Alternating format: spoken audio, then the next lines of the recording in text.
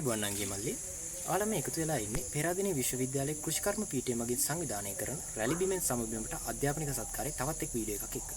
මේ වීඩියෝ එකේදී අපි කතා කරන්න බලාපොරොත්තු වෙන්නේ උසස් පෙළ භෞතික විද්‍යාව ප්‍රශ්න පත්‍රයේ ඉතාමත් වැදගත් කොටසක් වන තාප භෞතිකයේ කොටසේ තාප මිතිය, අවස්ථා විපර්යාසය සහ රත්තු වස්තුවක සිසිලණය කියන අනුමාතෘකා තුන.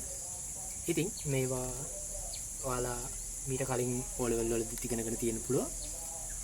අපි ඉස්සෙල්ලාම බලමු මොකද්ද මේ තාප මිතිය කියන්නේ කියලා. හරි. තාප මිතිය කියන්නේ සරලවම කිව්වොත් තාපය මැනීම.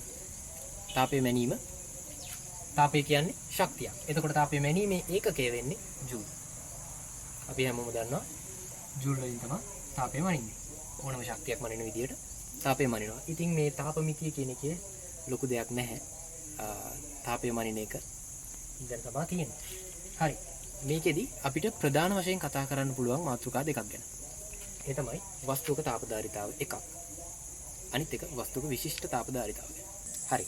වස්තුවක තාපධාරිතාව කියන එක මම හිතන්නේ කලින් අහලත් ඇති. යම් වස්තුවක මොකක් හරි වස්තුවක උෂ්ණත්වය සෙල්සියස් අංශකයකින් හෝ කෙල්වින් එකකින් වැඩි කරන්න දෙන්න ඕන ශක්ති ප්‍රමාණයට තමයි අපි තාපධාරිතාව කියලා කියන්නේ. මේ තාපධාරිතාව අපි කැපිටල් C වලින් තමයි සංකේතවත් කරන්නේ. එතකොට මේකේ ඒකකය මොකක්ද?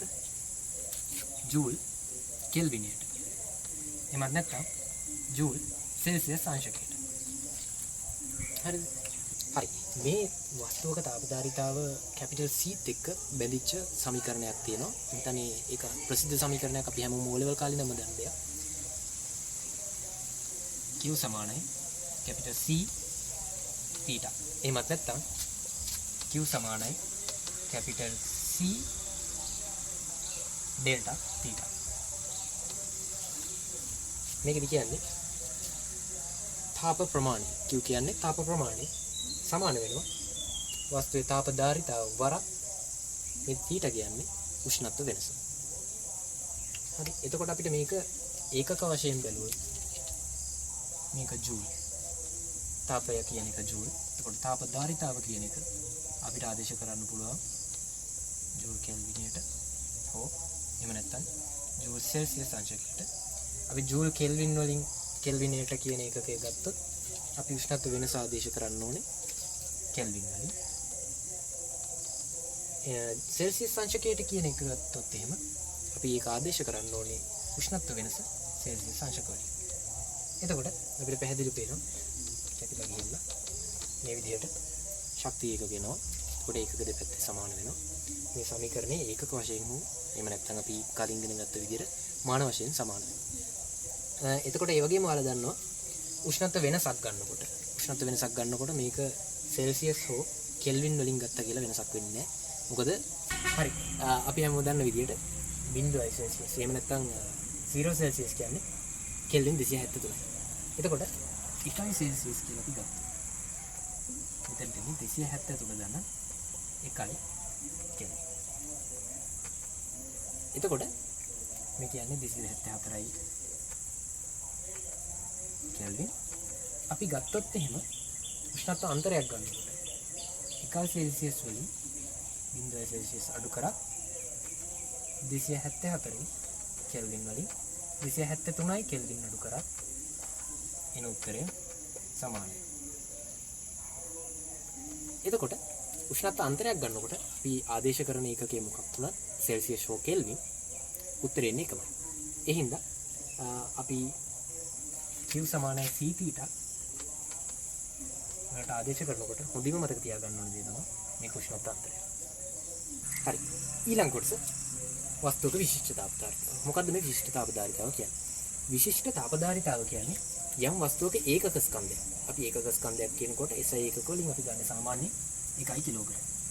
යම් වස්තුවක කිලෝග්‍රෑම් එකක උෂ්ණත්වය සෙල්සියස් එකකින් හෝ එහෙම නැත්නම් කෙල්වින් එකකින් ඉහළ නැංවීමට අවශ්‍ය කරන ශක්තිය තමයි අපි විශිෂ්ට තාපධාරිතාව කියලා කියන්නේ.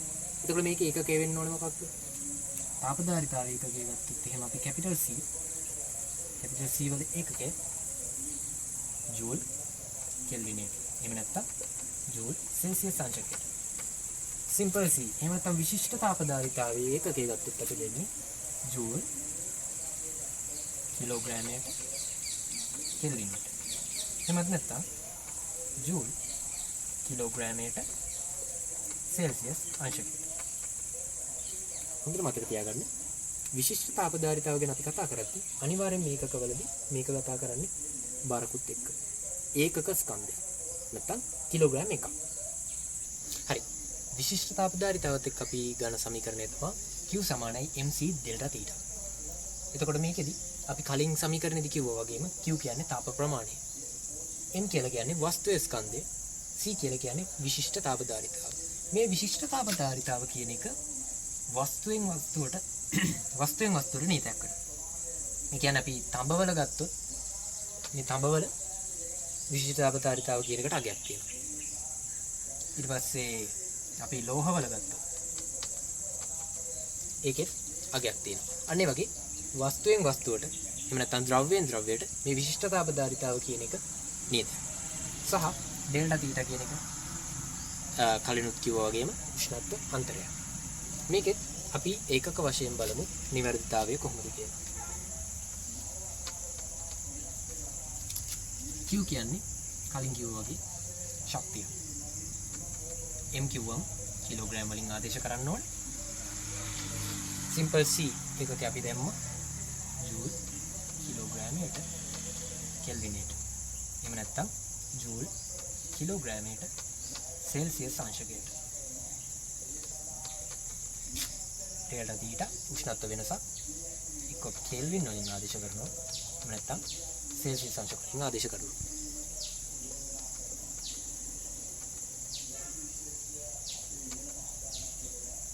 බලගන්න පුළුවන්.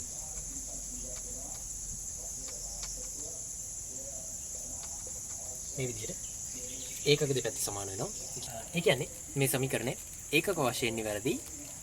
මාන ගත්තොත් මාන වශයෙන් උත් නිවැරදි. හරි. හරි. අපි සමීකරණ දෙකක් ඉගෙන ගත්තා මේ වෙලාවේ. ඒ තමයි 1. Q සමානයි C ඩෙල්ටා තීටා. මෙතන C කියන්නේ කැපිටල් C. දෙවෙනි එක තමයි Q සමානයි m c ඩෙල්ටා තීටා. අපිට පුළුවන් සමගාමී සමීකරණ විසඳන විදිහට මේ එකට දෙක සමාන කරන්න. ඒ කියන්නේ කැපිටල් C ඩෙල්ටා තීටා සමානයි mc ඩෙල්ටා තීටා. මේ දෙකට එකතු ගියාට පස්සේ අපිට සමීකරණයක් එනවා කැපිටල් C සමානයි mc. එතන mc කියනකොට c කියන්නේ සිම්පල් c. විශිෂ්ට තාපධාරිතාව. ඒ කියන්නේ විශිෂ්ට තාපධාරිතාව වස්තුවේ ස්කන්ධයෙන් ගුණ කරාට පස්සේ ඒකේ වස්තුවේ මුළු තාපධාරිතාව ලැබෙනවා. හරි. අපි ඊළඟට යන් තාප භෞතිකයේ අර්ථය අපි කතා කරන ඊළඟ මාතෘකාවට. අවස්ථා විපර්යාස. මොකද්ද මේ අවස්ථා විපර්යාසයක් කියන්නේ?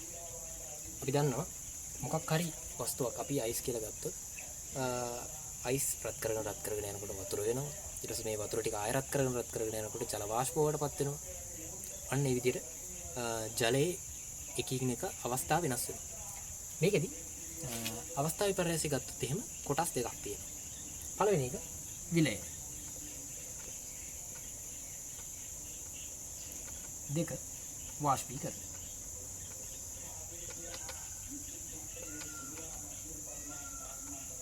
දැන් අපි බලමු මොකද්ද මේ විලයනයයි වාෂ්පීකරණයයි කියලා කියන්නේ.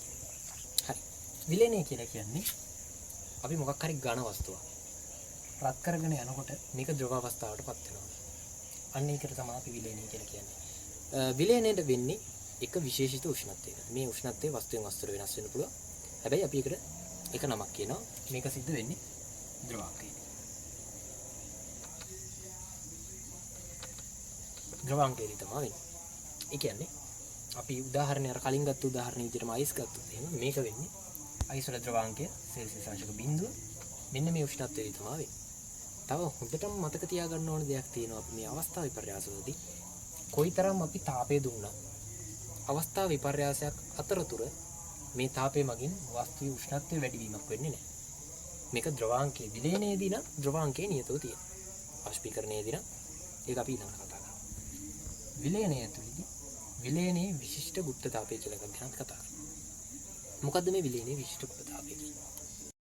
විලයනේ විශිෂ්ට ගුප්තතාවය කියන්නේ මොකක්ද?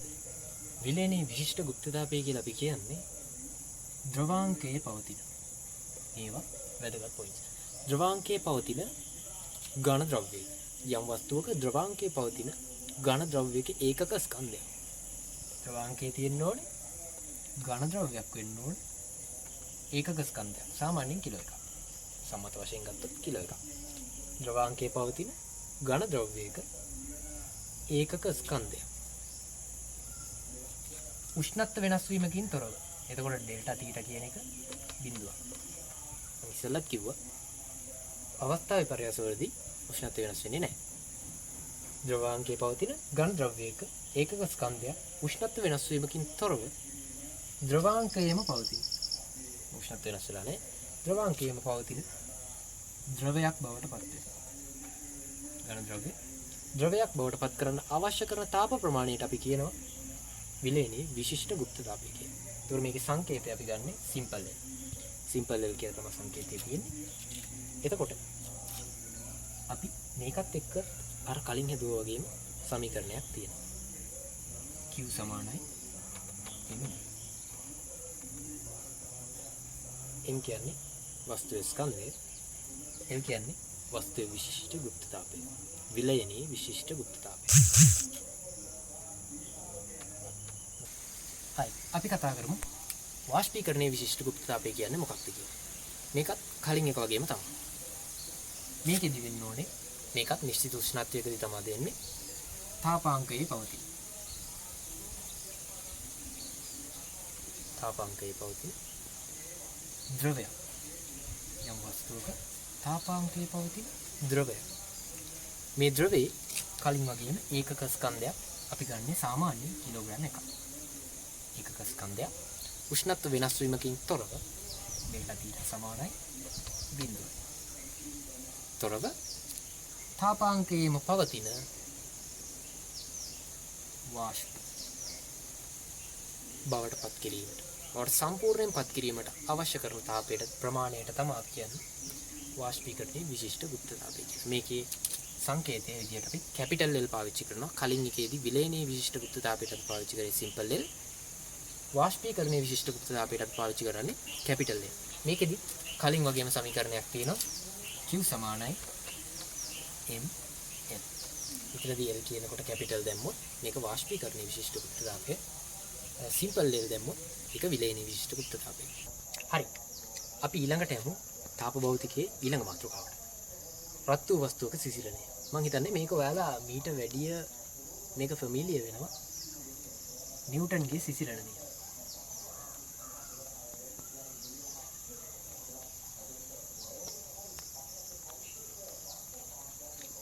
අලා මේ විදිහට මේක අහලා තියෙනවා. නිව්ටන්ගේ සිසිලන නියමය. මොකද්ද මේ නිව්ටන්ගේ සිසිලන නියමය? එහෙම නැත්නම් රත් වූ වස්තුවක සිසිලනය කියලා කියන්නේ. අපි මොකක් හරි වස්තුවක් ගත්තම රත් වෙලා තියෙන වස්තුවක්. රත් වෙලා තියෙන වස්තුව අනවරත වාත ප්‍රවාහය. ඒ කියන්නේ කෘත සංවහන තත්ත්වය යටතේ. ඒ බොහෝ දුරට ෆෑන් එකක් වගේ දාලා විදුලි පංකාවක් වගේ වාත ධාරාවක් යටතේ. කෘත සංවහන එහෙම නැත්නම් අනවරත වාත ධාරාවක් යටතේ පවතින විට මේ වස්තුවේ සිසිල් වීමේ ශීඝ්‍රතාව අපි කියමු මේ වස්තුවේ උෂ්ණත්වය තීටා කියලා. පරිසර උෂ්ණත්වය තීටා r. මෙම වස්තුවේ සිසිල් වීමේ ශීඝ්‍රතාව සමානුපාතික වෙනවා මේ වස්තුව සහ පරිසරය අතර තියෙන උෂ්ණත්ව වෙනසට. ඒක අපි සාමාන්‍ය විදිහටත් දන්නවා. මොකද ගොඩක් රස්නේ වස්තුවක් නම් ඒ කියන්නේ පරිසර උෂ්ණත්වය සහ වස්තු උෂ්ණත්වය අතර තියෙන උෂ්ණත්ව වෙනස වැඩි නම් මේ වස්තුව සිසිල් වීමේ වේගය වැඩි. ඉතින් මේ කියන්නේ ඒකම තමයි. හරි. අපි කිව්ව කතාව සමීකරණයක් විදිහට ගත්තොත් dq බෙදීම dt. මේ කියන්නේ යම් අවස්ථාවකදී යම් මොහොතකදී වස්තුවෙන් තාපය හානි වෙන ශීඝ්‍රතාව තමයි මේ dq බෙදීම dt කියලකින් කියන්නේ. සමානුපාතික වෙනවා වස්තුවේ සහ පරිසරයේ උෂ්ණත්ව අන්තරයට. පැහැදිලිද? රත් වූ වස්තුවක හැබැයි මේ නිව්ටන්ගේ සිසිලන නියමයේ වළංගු වෙන්න සපුරන්න ඕනේ තත්ත්ව දෙකක් තියෙනවා. එක පරිසර තත්ත්ව නියත විය යුතුයි.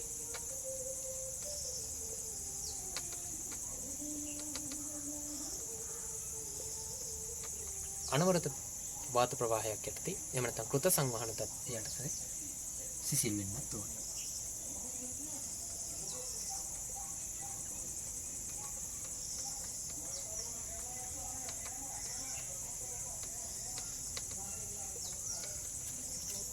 මෙන්න මේ අනවරත වාත ප්‍රවාහයක් යටතේ කියනකොට මේ නියමය අනවරත වාත ප්‍රවාහයක් යටතේ ඕනෑම උෂ්ණත්වන්තරයක් දක්වා වළංගු වෙනවා. ඒ කියන්නේ මේ පරිසරය සහ වස්තුව අතර උෂ්ණත්ව වෙනස මොකක් වුණත් මේක අනවරත වාත ප්‍රවාහයක් යටතේ නම් සිසිල් වෙන්නේ මේ නියමයේ වළංගු.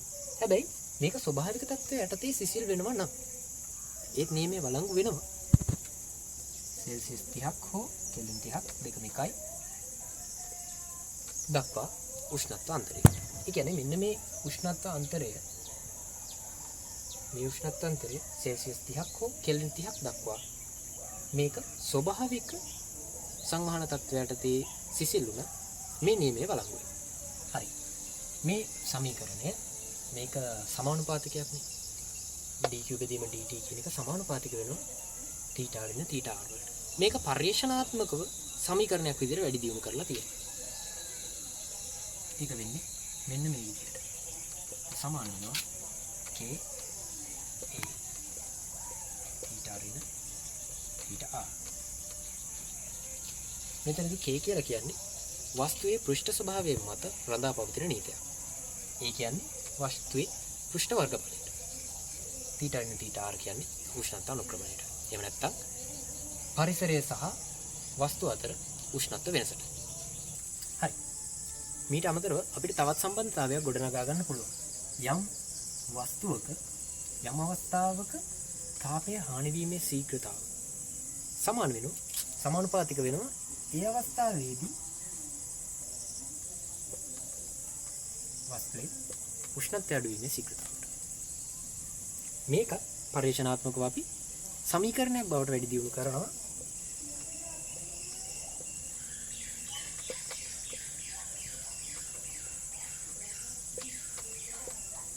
මේ විදිහට. මම හිතනවා කලින් අපි කරපු ටික මතක ඇති. dq බෙදීම dt සමානයි mc වරක් dθ බෙදීම dt. මෙතන mc කියන්නේ m කියන වස්තුවේ ස්කන්ධය, c කියන්නේ අපි කලින් කතා කරපු වස්තුවේ විශිෂ්ට තාප ධාරිතාව. හරි. අපි මේ වෙද්දී රත් වූ වස්තුවක සිසිලනය යටතේ සමීකරණ දෙකක් ඉගෙන ගන්නවා. පළවෙනි එක මේක. දෙවෙනි එක මේක. එතකොට අපිට මේ සමීකරණ දෙක මගින් ගන්න පුළුවන් තව සමීකරණයක් මෙන්න මේ විදිහට.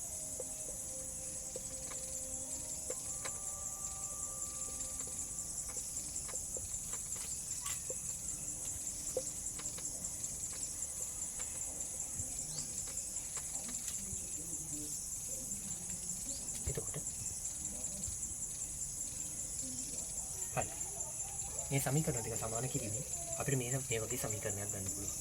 ඊට පස්සේ අපිට පුළුවන් dt කියන එක උත්ත කරලා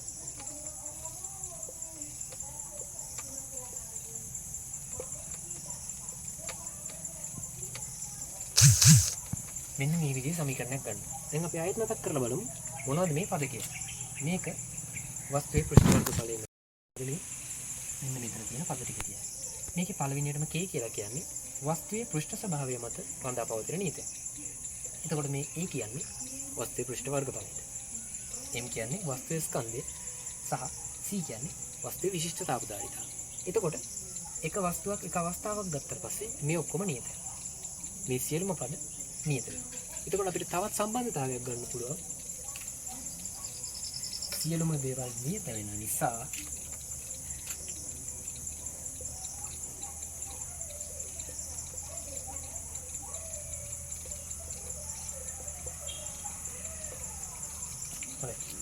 මෙන්න මේකයි අපිට ලැබෙන සම්බන්ධතාවය. මේ කියන්නේ වස්තුවේ යම් අවස්ථාවක උෂ්ණත්ව අඩුවීමේ ශීඝ්‍රතාවය සමානුපාතික වෙනවා වස්තුවේ පරිසරයත් අතර ඇති උෂ්ණත්ව අනුක්‍රමණයට. එහෙම නැත්නම් උෂ්ණත්ව වෙනසට.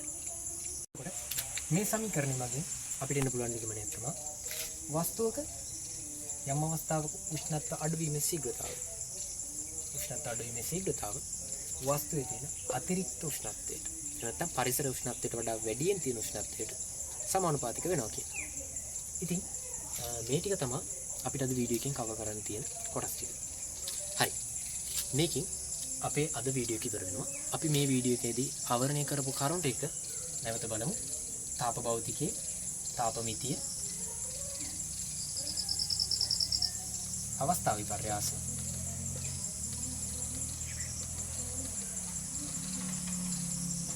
තුන්වෙනි එක නිව්ටන්ගේ සිසිරණ නියමය. එහෙම නැත්නම් රත් වූ වස්තුවක සිසිර. ඉතින් මම හිතනවා මේ කරුණු වලට පැහැදිලි ඇති කියලා. ඉතින් මම හිතනවා ඔයාලගේ මේ විෂය කරුණු පිළිබඳ අවබෝධය යම් තාක් දුරකින් හෝ වැඩි වෙන්න ඇති කියලා. මේ වගේ වැදගත් වීඩියෝ එකක එකතු වෙන්න රැලි බීමෙන් සමගීමට Wisdom Scape YouTube channel එකත් එක්ක දිගටම රැඳිලා ඉන්න කියලා ඉල්ලනවා.